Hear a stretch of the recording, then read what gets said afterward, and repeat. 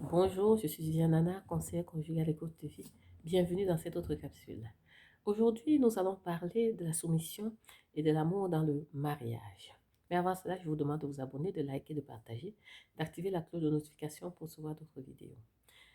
J'ai été interpellée il y a quelque temps par un couple que j'écoutais, voilà, qui m'a parlé de ce sujet-là, la soumission et l'amour dans le mariage, et qui m'ont posé certaines questions. Et justement, je leur ai dit, et ils vont me suivre d'ailleurs, je leur ai dit que j'allais leur répondre par la suite, histoire d'abord de mieux me documenter, histoire de méditer, de prier, de davantage me rapprocher de Dieu, afin qu'il me révèle vraiment sa parole par rapport à ce sujet-là. Donc, aujourd'hui, on va en parler et je tiens à préciser que je ne m'érige pas ici en docteur de la loi ou de la parole. Non, c'est simplement le résultat des méditations que j'ai eues. C'est ces résultats-là que je partage avec vous. Et évidemment, dans les commentaires ou bien vous pouvez m'appeler en inbox, voilà, pour me donner des retours, hein, voilà, pour me dire ce que vous en pensez. Donc, euh, comme je disais, on va parler de la soumission et de l'amour dans le mariage. Déjà, dans un premier temps, il faut, comme je leur avais répondu, je ne peux pas parler de cela voilà, sans me plonger dans la parole parce que c'est justement dans la Bible que ces recommandations ont été faites au sujet du mariage. Ainsi, je ne peux pas me départir de mon identité chrétienne pour répondre à cette question. Donc, déjà, dans un premier temps, il faut savoir que le mariage, c'est une institution divine, une institution qui a été créée par Dieu. Et l'apôtre Paul, parce qu'il s'agit de l'apôtre Paul parle ici aux chrétiens d'Éphèse. Voilà. Et aussi, il parle aux chrétiens. Et qui est donc le chrétien? Le chrétien peut donc être défini comme cette personne-là qui a cru en Jésus euh, comme étant son Seigneur, son Sauveur, son Maître, qu'il a confessé de sa bouche, mais aussi qui, dans sa vie au quotidien, avec l'aide du Saint-Esprit, met la parole de Dieu en pratique. Ainsi, donc, déjà défini parce que j'ai dit que j'ai d'abord bien établi le cadre. Pourquoi? Parce que ce texte ne peut pas s'opposer à des personnes qui ne sont pas chrétiennes. Simplement pourquoi? Parce que une personne qui n'a pas une relation avec Christ, une personne qui ne connaît pas Christ, vous ne pouvez pas lui demander voilà, de ressembler à Christ si elle ne le connaît pas. Vous ne pouvez pas demander à une personne voilà, qui ne connaît pas Dieu, qui n'a pas de connexion avec Christ, de venir faire exactement, de connaître même déjà quelles sont les dispositions qui ont été données par Christ et encore moins de les mettre en pratique. Donc, du coup, ces textes-là ne peuvent véritablement pas s'opposer. On ne peut pas opposer ces textes-là à des personnes qui ne sont pas chrétiennes. Donc, Paul parlait essentiellement à des chrétiens. Et ce texte-là, c'est Éphésiens 5, du verset 21 jusqu'au verset 31. Et il est écrit, pour moi c'est la version français courant, soumettez-vous les uns aux autres à cause du respect que vous avez pour le Christ. Femmes, soyez soumises à vos maris comme vous l'êtes au Seigneur, car le mari est le chef de sa femme comme le Christ est le chef de l'Église. Le Christ est en effet le sauveur de l'Église qui est son corps. Les femmes doivent donc se soumettre en tout à leur mari, tout comme l'Église se soumet à Christ. Donc, ça, c'est la première, c'est dans un premier temps, on va d'abord commencer par là. Donc, il est d'abord écrit, femmes, soumettez-vous les uns aux autres, enfin, soumettez-vous les uns aux autres à cause du respect que vous avez pour le Christ. Donc, que ce soit l'homme, que ce soit la femme, il leur est recommandé de se soumettre l'un à l'autre, justement en raison du respect qu'ils ont pour le Christ. Maintenant, femmes, soyez soumises à vos maris comme vous l'êtes au Seigneur. Donc, euh, cette phrase, voilà, cette recommandation ne souffre d'aucune contestation, d'aucune protestation. Donc, c'est une recommandation qui est faite. La femme doit se soumettre à son mari comme elle l'est au Seigneur. Donc, mais la question, ce qui ressort ici, c'est comme vous l'êtes au Seigneur. Donc, ça veut dire ici que c'est une femme chrétienne, c'est-à-dire qu'elle connaît Christ. Elle a une relation avec Christ. Elle connaît Christ. Elle connaît comment Christ se comporte. Elle connaît comment Christ fait. Elle connaît donc, au préalable, elle est soumise à Christ. Donc, c'est pourquoi l'apôtre Paul lui demande de se soumettre à son mari comme elle le fait avec le Seigneur. Donc, on continue. Et pour présenter donc qui est ce Seigneur-là et quelle est donc sa fonction, on dit, car le mari est le chef de sa femme comme le Christ est le chef de l'Église. Donc, ici, là, parce que la phrase, le truc continue, parce que les gens ont tendance à se limiter à femme, soyez soumise à vos maris comme vous l'êtes au Seigneur, et boum, on s'arrête là. Non. Il faut, c'est un ensemble de phrases, c'est un texte.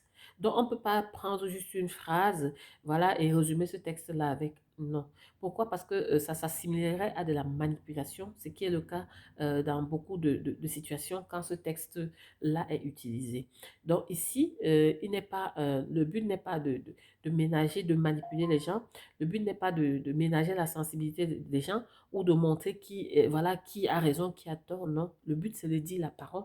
Le but, c'est voilà, de comprendre la parole telle qu'elle nous a été donnée. Voilà. Donc, car le mari est le chef de sa femme, comme le Christ est le chef de l'Église. Donc, après avoir demandé à la femme de se soumettre au mari comme au Seigneur, ce que je constate directement, c'est qu'on présente Christ. On présente qui est ce Seigneur, qui est Jésus-Christ, et on présente quelle est sa fonction. On montre directement qu'il est le chef de l'Église, tout comme l'homme est le chef de sa femme. Donc, directement d'entrée de jeu, on met l'homme et Christ sur un même pied d'égalité. Donc, autant Christ règne sur son Église, autant le mari règne sur sa femme en tant que son chef. En tout cas, c'est ce que je comprends ici. Donc, le Christ est en effet le sauveur de l'Église qui est son corps. Donc, le mari est en effet le sauveur de sa femme qui est son corps. Parce que, souvenez-vous que dès la Genèse, il est écrit, l'homme quittera son père et sa mère, s'attachera à sa femme et tous deux deviendront un seul être. Donc, la femme est un avec son mari, donc elle est le corps de son mari aussi. Donc, et Christ, donc il est le sauveur de sa femme, l'homme est le sauveur de sa femme. Les femmes doivent donc se soumettre en tout à leur mari, tout comme l'Église se soumet à Christ, au Christ. Donc, les femmes doivent se reposer complètement sur leur mari. Les femmes doivent s'en remettre complètement à leur mari, tout comme l'Église s'en remet complètement à Christ.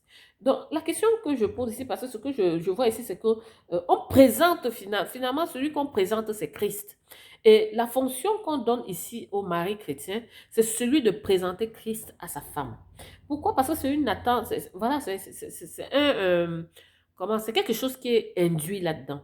Donc, si l'homme est comme Christ, eh bien, l'apôtre Paul dit simplement, eh bien, vous devez observer, vous devez retrouver chez votre mari, vous devez retrouver chez votre mari les mêmes choses, les mêmes attitudes, les mêmes comportements que chez Christ. Donc, on comprend que Marie, là, quand on dit son mari, ce n'est pas seulement un titre, c'est aussi une fonction, c'est aussi un ensemble de comportements que le mari doit adopter, un ensemble de comportements, d'attitudes qu'il doit manifester vis-à-vis de sa femme. Donc, ça veut dire quoi concrètement? Ça veut dire qu'un homme, une femme chrétienne qui épouse un homme chrétien a épousé Christ en réalité, puisque l'homme est comparé, le mari est comparé à Christ. Donc, la question est donc de savoir comment se comporte Christ. Comment est Christ? Puisqu'on a déjà montré qui il est. Maintenant, comment il se comporte? Et c'est là qu'on doit on comprend que quoi? Quand on lit dans la parole, quand on lit dans la Bible comment Christ était, l'une des choses qu'on note, c'est que personne ne s'est jamais approché de Christ et est rentré la même. Toutes les personnes qui se sont approchées de Christ, eh bien, sont rentrées améliorées, sont rentrées meilleures. Ça veut dire quoi? Ça veut dire que Christ avait cette capacité-là de combler les vides qu'il y avait chez les gens. Christ avait cette capacité-là de réparer ce qui était défaillant chez les gens. Christ avait cette capacité-là de restaurer ce que les gens avaient perdu. Christ avait cette capacité-là voilà, de guérir. Christ avait cette capacité-là d'aimer les gens et de leur permettre de s'améliorer, de ressortir le meilleur chez les autres. Et comme ça, on va citer les aveugles qui avaient des défaillances visuelles sont arrivés et ils sont rentrés ayant retrouvé la vue. La malade, la dame qui avait sa perte de 12 ans, sa perte de sang de 12 ans a été restaurée dans sa santé. Voilà, les gens même qui avaient perdu la vie ont été ressuscités. les gens qui étaient possédés par des démons ont été délivrés.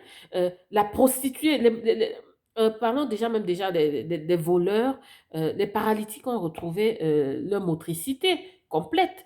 Les voleurs sont devenus des personnes de bonne moralité, des personnes respectables.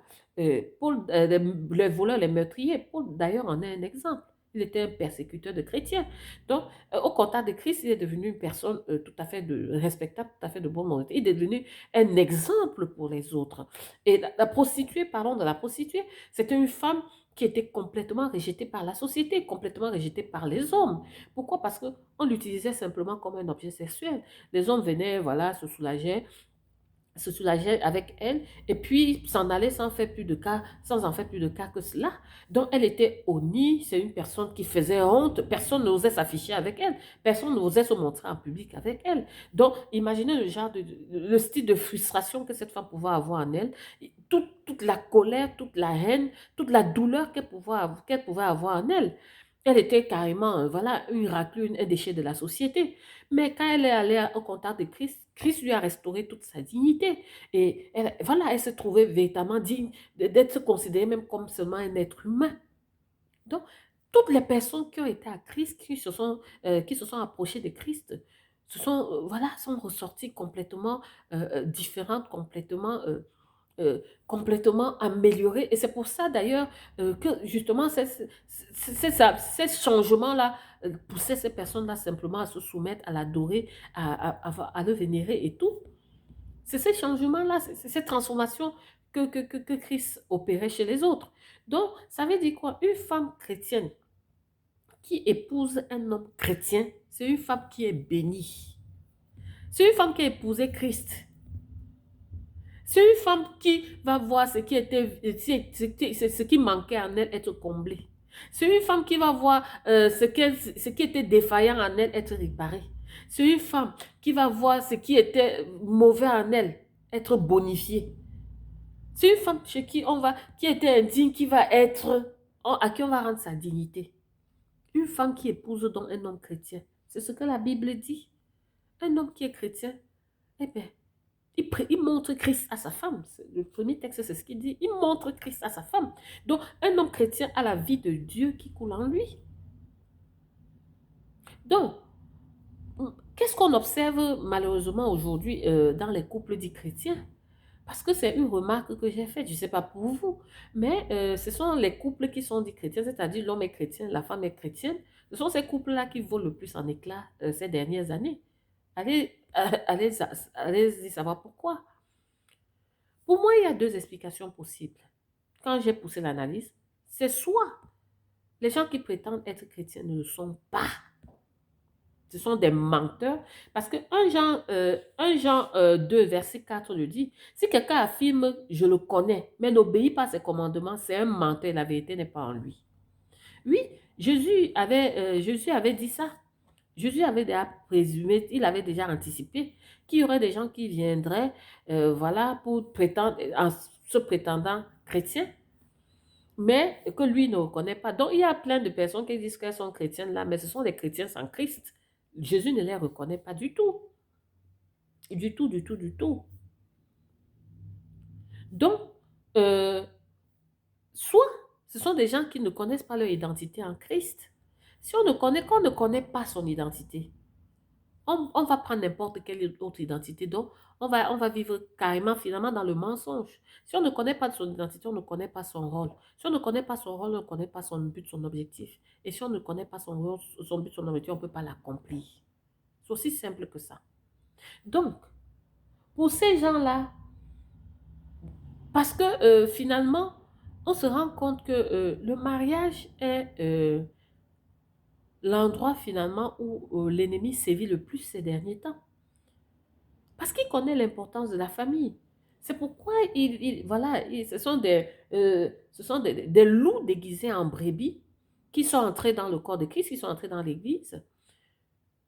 Voilà, qui se font passer pour des chrétiens et qui, une fois mariés, dévoilent leur vrai visage et détruisent des familles, détruisent des vies, des destinées. Parce qu'il ne s'agit pas seulement de la femme chrétienne, il s'agit de toute une famille. Et cette destruction-là, une famille qui est détruite, eh bien, ce sont des conséquences sur plusieurs générations. Il faut en prendre conscience quand même. Donc, ces personnes-là qui prétendent être des chrétiens, on en a vu. On a vu des pasteurs ici. Il y a une actualité qui n'est pas, enfin, on va dire une actualité, un fait divers qui n'est pas, qui ne date pas de si longtemps que ça aux États-Unis. Ce monsieur qui s'était dit, le monsieur qu'on a présenté comme un pasteur, qui frappait déjà sa femme dans la maison.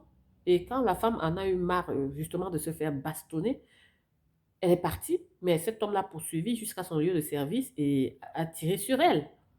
C'est un pasteur. Du moins, c'est comme ça qu'il s'est présenté.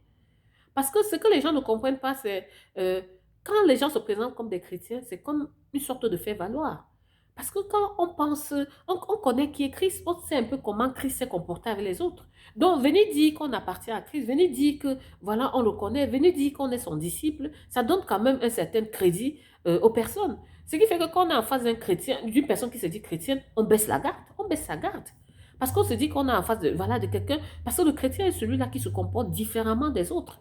Le chrétien est celui-là qui apporte la lumière là où il y a l'obscurité. Le chrétien est celui-là qui apporte Dieu, qui montre aux autres qui est Dieu, qui montre aux autres l'amour de Dieu. Le chrétien est celui-là qui présente Christ à ceux qui ne le connaissent pas. Mais aujourd'hui, qu'est-ce qu'il en est dans nos églises? Qu'est-ce qu'il en est dans les familles? Qu'est-ce qu'il en est? Les chrétiens sont ceux-là qui sont remplis de haine. Les chrétiens sont ceux-là qui sont des tribalistes, des racistes. Les chrétiens sont ceux-là qui tabassent leurs femmes, qui tuent, qui deviennent des bourreaux. Jésus est le sauveur. Mais on trouve aujourd'hui des gens qui disent qu'ils sont chrétiens, ce sont eux plutôt les bourreaux. Donc, qu'est-ce que dans la maison, qu'est-ce que ces chrétiens présentent à leurs femmes à l'intérieur?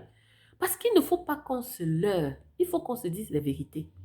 Un homme qui est équilibré ne peut pas épouser une femme qui de prime abord lui manque de respect. Ça n'existe pas. Une femme qui aime sincèrement son mari a des dispositions pour être soumise et obéir à son mari.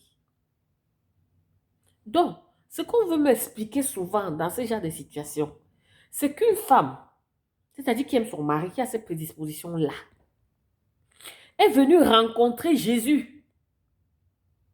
Elle est devenue un monstre. Ah, c'est vrai ça? C'est dans quelle réalité? C'est dans quel film là? Il y a un mensonge quelque part. Il y a un mensonge quelque part.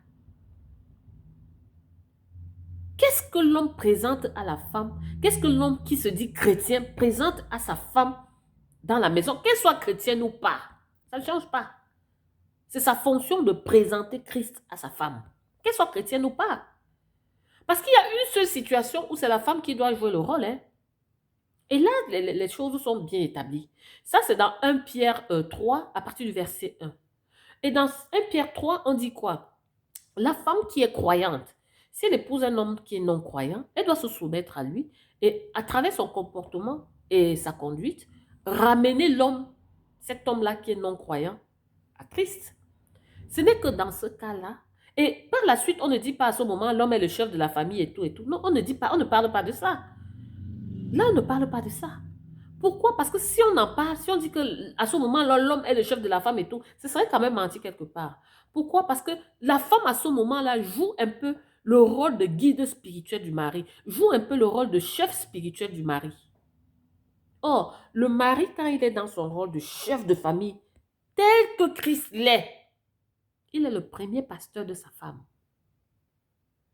Le mari est le premier pasteur de sa femme. C'est le mari qui doit instaurer le culte dans la maison. C'est le mari qui doit amener sa femme à Christ. Puisqu'il doit présenter Christ à sa femme. C'est le mari chrétien qui présente Christ à sa femme. Parce que l'ennemi a passé le temps à tromper, à distraire l'homme. Finalement, il ne connaît même plus quel est son rôle, il ne connaît plus quelle est sa position. Il n'est écrit nulle part, il n'y a écrit nulle part dans la Bible où la femme est comparée à Jésus. Jamais, ça n'existe pas. Ce n'est que le mari, ce n'est que l'homme qui est comparé à Christ. Le socle de la famille, en réalité, repose sur l'homme. Ce n'est pas sur la femme, contrairement à ce que les gens font croire ou bien à ce que les gens disent. Le socle, la fondation de la famille, c'est l'homme, ce n'est pas la femme. Arrêtez de déposer des responsabilités sur les épaules des femmes qui ne leur appartiennent pas, qu'elles ne sont pas censées assumer. Les hommes, assumez vos rôles. Les hommes, reprenez votre place. Les femmes soupirent après les hommes chrétiens. Les femmes soupirent après des hommes qui vont leur présenter Dieu. Elles sont prêtes à se soumettre. Qui ne se soumettrait pas à Jésus? Quand on a connu Jésus, quand on le connaît, qui n'a pas envie de se soumettre? Qui n'a pas envie de se soumettre? Les hommes, les femmes soupirent après ça. Mais qu'est-ce qu'on voit dans la société aujourd'hui?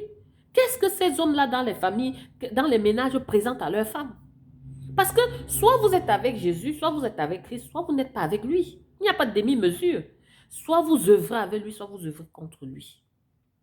Donc, qu'est-ce que les hommes proposent aux femmes? Qu'est-ce que les hommes montrent aux femmes dans les maisons? Vous ne pouvez pas me dire qu'une femme a vu Jésus chez un homme et elle ne tombe pas en adoration, en admiration devant lui. C'est faux, ça n'existe pas. C'est que si ça existe, c'est que cette femme, c'est le démon. Mais même le démon se soumet, parce que devant Jésus, tout genou fléchit. Toute langue confesse qu'il est Seigneur. Même le démon se soumet à Jésus. Même le démon. Donc, c'est quel genre de personne à qui on présente Jésus et puis il ne s'incline pas? C'est qui? Ça existe? Ça existe, ça? Donc, est-ce que les femmes peuvent se reposer complètement sur leur mari? Parce que parfois aussi, ce qui dérange, c'est la notion du chef qu'on a. Hein? Parce que la concession que l'homme a du chef, ce n'est pas la même concession que Christ a du chef. Hein? Parce que pour nous, pour l'entendement humain, surtout nous en Afrique, le chef est celui-là qui est assis, et puis on le sert, et puis on fait tout pour lui. On se plie en quatre pour lui. Mais pour Christ, ce n'est pas ça. Pour Christ, il est clair que celui qui veut être le plus grand soit au service des autres. Celui qui veut être le maître doit servir les autres. Et il le dit encore, il affirme dans Matthieu 20 au verset 28, le Fils de l'homme est venu pour servir et non pour se servir, et non pour être servi. Il est venu pour servir. Ça veut dire quoi? Ça veut dire que tout ce que Christ fait, c'est dans l'intérêt de son Église. Puisque le Christ, le mari est comme Christ, du moins doit se comporter comme Christ. Ça veut dire que l'homme, le mari est au service de sa femme. Ça veut dire que tout ce qu'un mari, un bon mari chrétien fait, c'est dans l'intérêt de sa femme.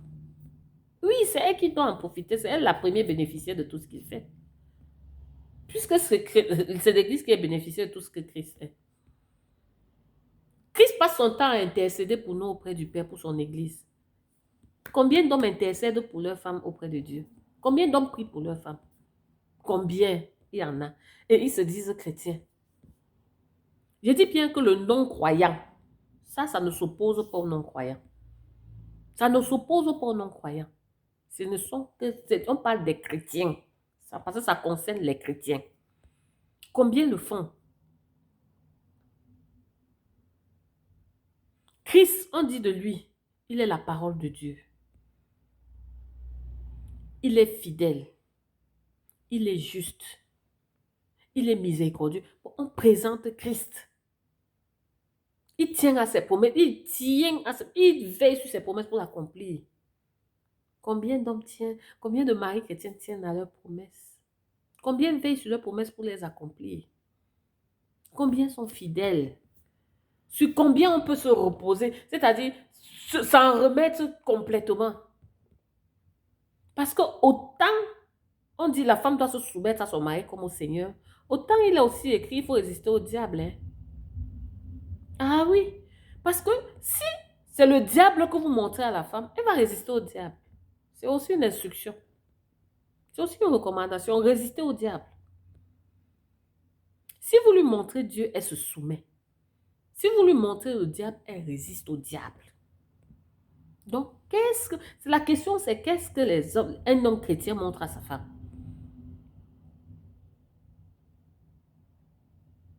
Pour ceux qui ne connaissent pas leur identité, la seule identité qu'on trouve, c'est en Jésus.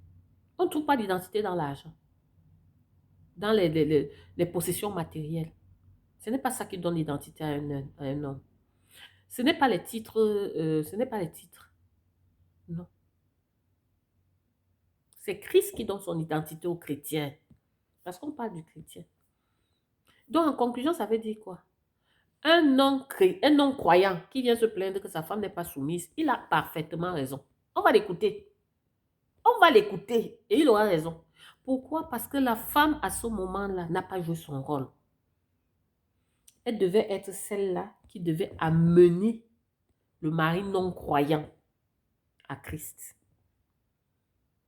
Parce que c'est clair, quand on dit que la femme est non-croyante, ça veut dire, avant d'aller là-bas, elle sait qu'il ne croit pas en Dieu. Hein. Elle sait qu'il n'a pas de relation avec Christ. Hein.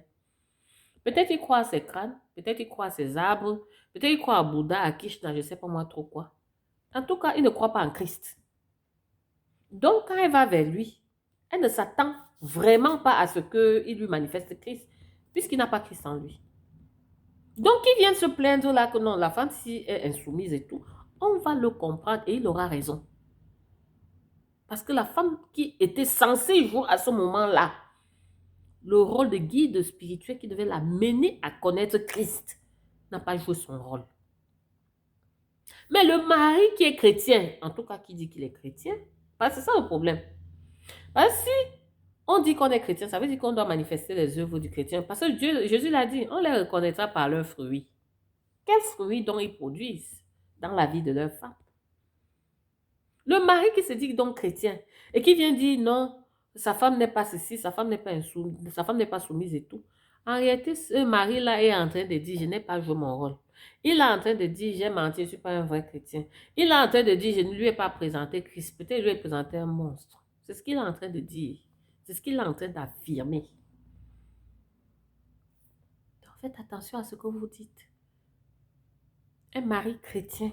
Je dis bien un mari qui dit qu'il est chrétien. Ce ne sont pas les chansons.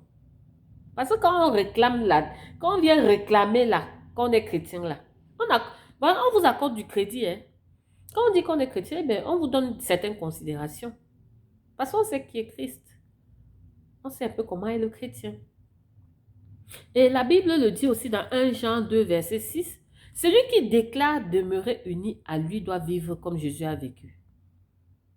Voilà. Il y a aussi souvent la discussion, on soulève souvent, oui, c'est la femme qui doit d'abord se soumettre avant que son mari l'aime. Archi faux. Archi faux. Pourquoi? Parce que la parole est claire. On est toujours en train de comparer le mari le mari à Jésus. La parole de Dieu est claire.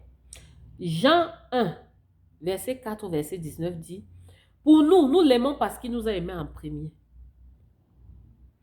Christ a aimé le monde, s'est sacrifié pour le monde, et c'est cet amour-là et ce sacrifice-là qui apporte le salut au monde.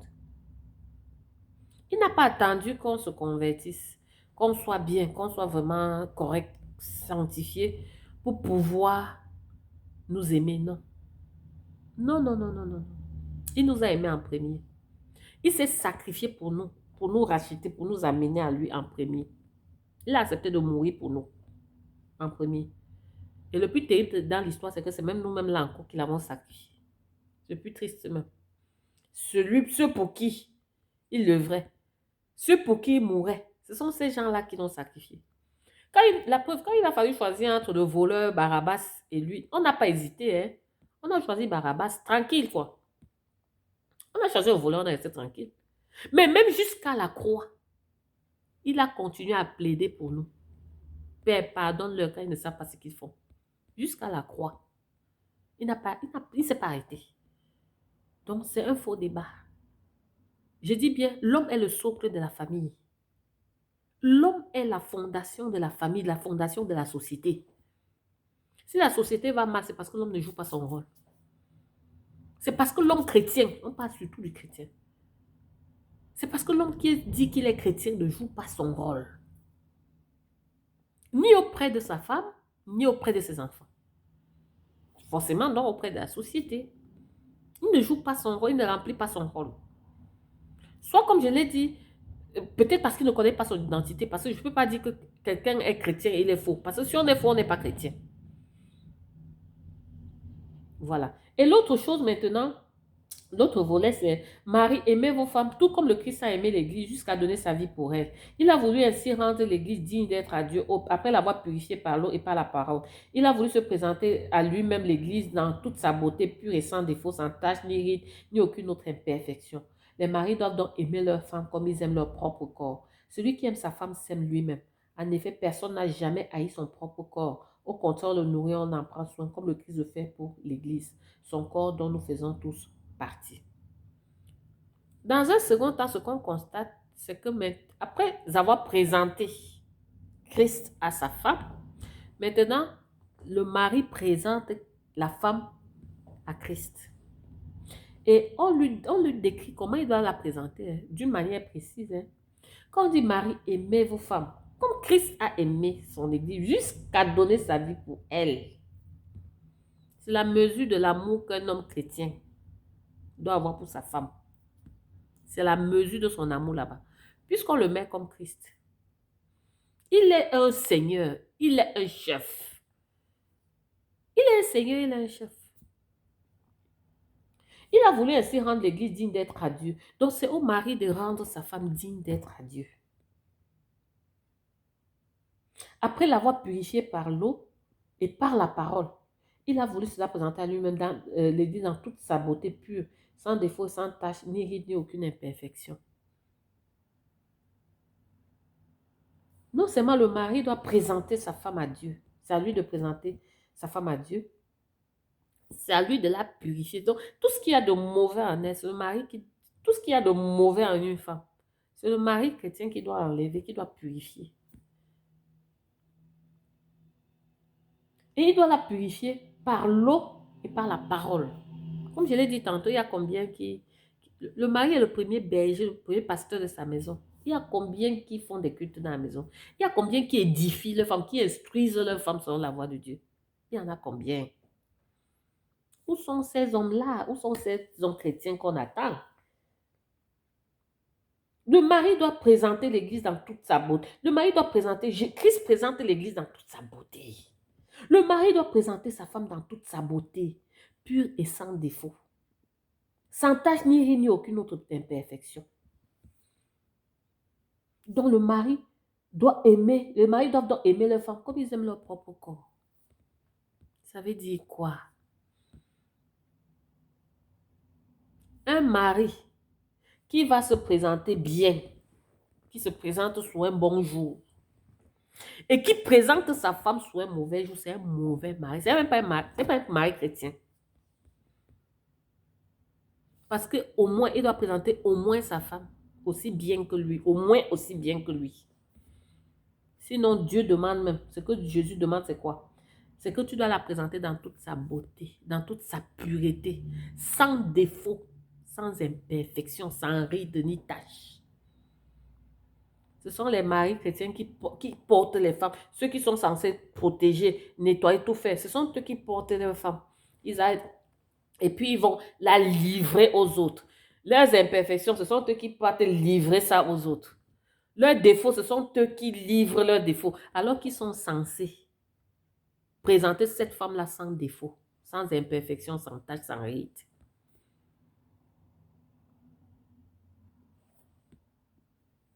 C'est ce qu'ils sont censés faire. Mais ils ne le font pas. Ils ne le font pas. Pourtant, c'est ce que Dieu attend du mari. C'est lui qui doit présenter sa femme sans ride, sans défaut, sans tache, sans imperfection. Il y a les maris, il y a les femmes que les maris ont tellement tachées. Ils ont taché eux-mêmes. En croyant comme ça, montrer qu'ils sont des bonnes personnes, en croyant montrer qu'ils sont des bons maris. Archi faux. Nous sommes dans la parole. La parole dit vous avez failli.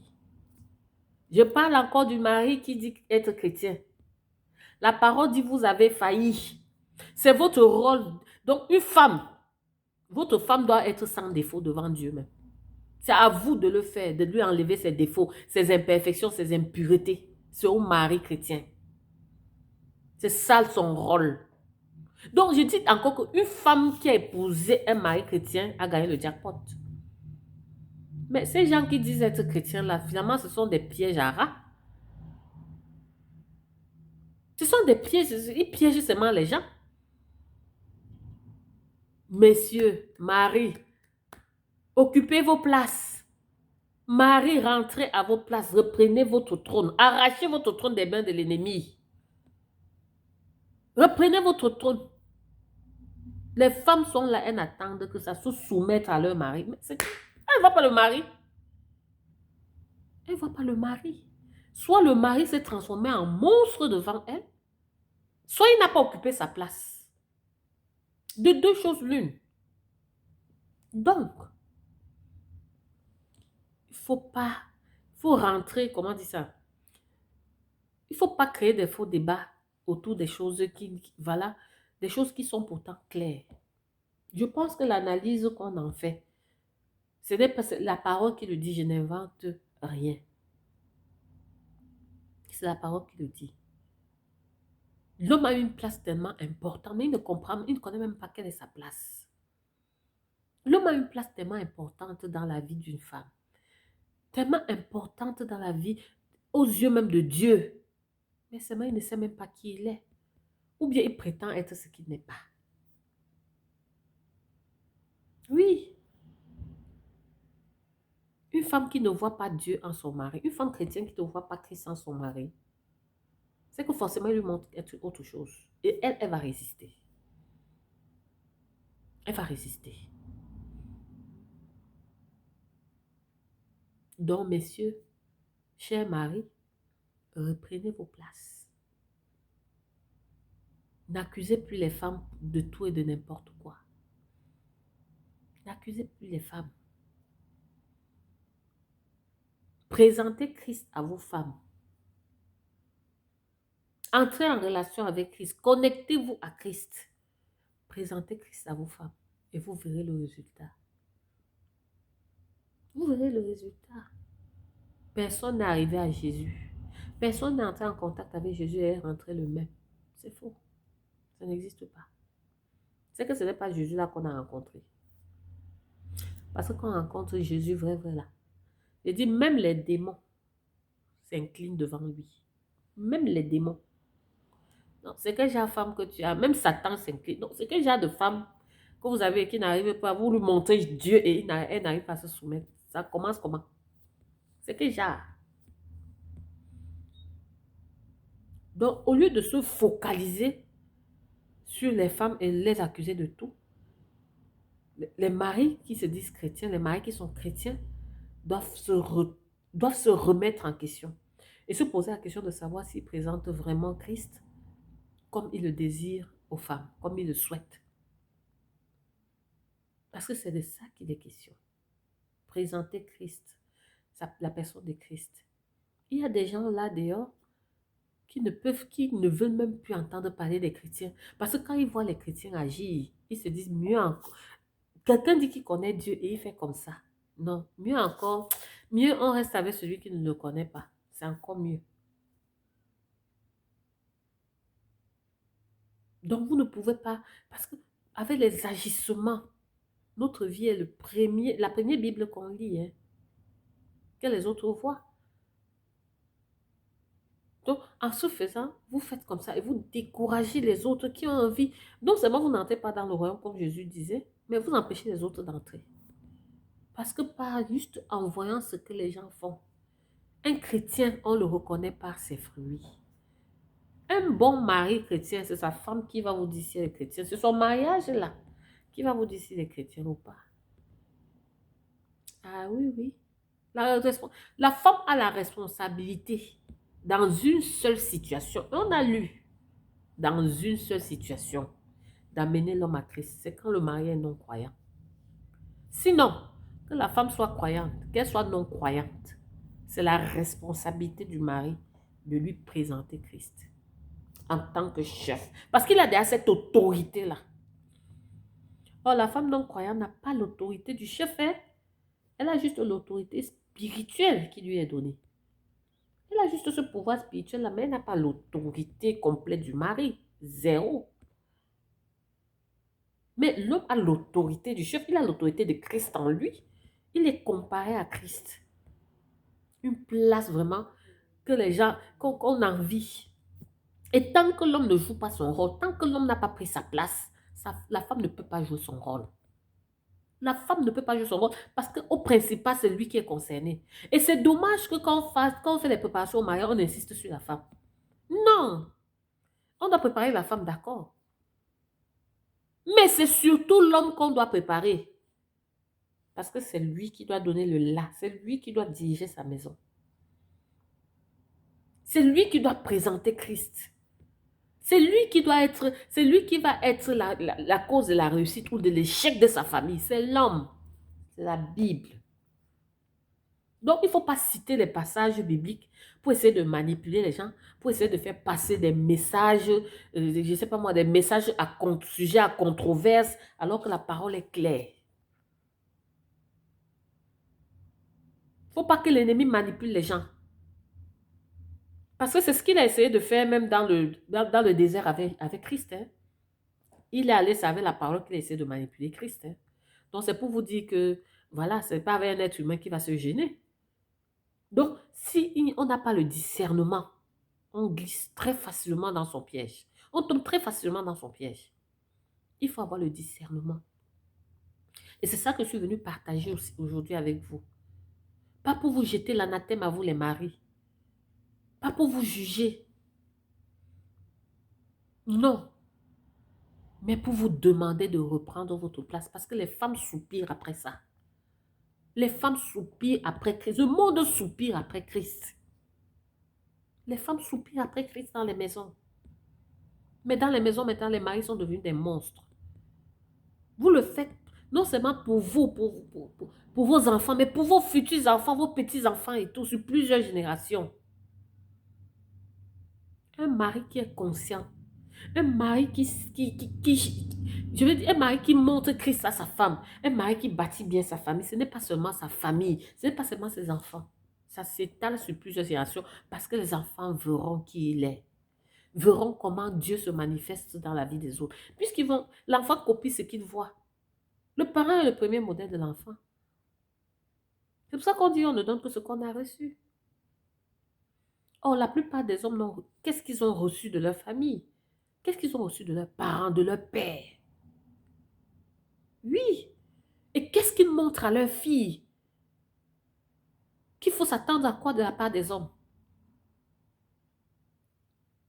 C'est de ça, c'est de tout ça il faut se poser toutes ces questions-là.